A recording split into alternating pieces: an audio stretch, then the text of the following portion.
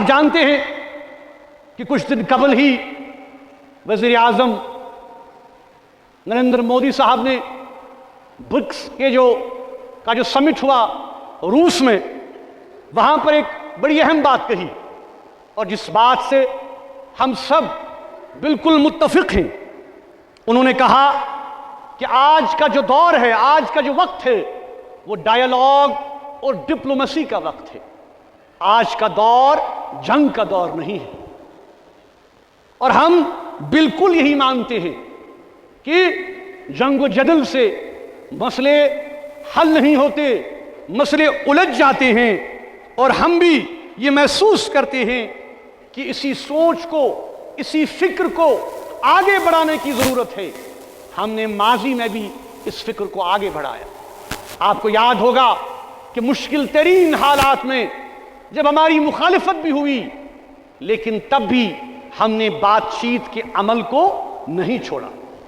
چاہے ہم نے واجپئی صاحب کے ساتھ بات کی، چاہے ہم نے منموہن سنگھ صاحب کے ساتھ بات کی، چاہے ہم نے پرویز مشرف صاحب کے ساتھ بات کی، تو مدعا اور مقصد یہی تھا کہ خون بہت بہہ چکا ہے، خون بہت بہہ رہا ہے، ہمیں راستہ اختیار کرنا ہے ڈائیلاگ کا، بات چیت کا۔ اور آج آپ دیکھ رہے ہیں کہ جموں کشمیر میں 30 سالوں سے یہ خون بہنے کا عمل، انسانی جانوں کے ضائع ہونے کا عمل برابر جاری ہے۔ آپ نے دیکھا کہ گگنگیر میں پچھلے ہفتے بے گناہ لوگ مارے گئے، ہم سب نے اس کی مذمت بھی کی، ملامت بھی کی، لیکن افسوس کی بات ہے کہ یہ سلسلہ نہیں رک رہا ہے۔ آپ دیکھیں کہ کل ہی گلمرگ جیسے ہائیلی سیکیور اور سینسٹیو ایریا میں بھی تشدد ہوا ہے، انسانی جانوں کا ضیاع ہوا ہے۔ یہ بھی ایک تشویشناک صورتحال ہے۔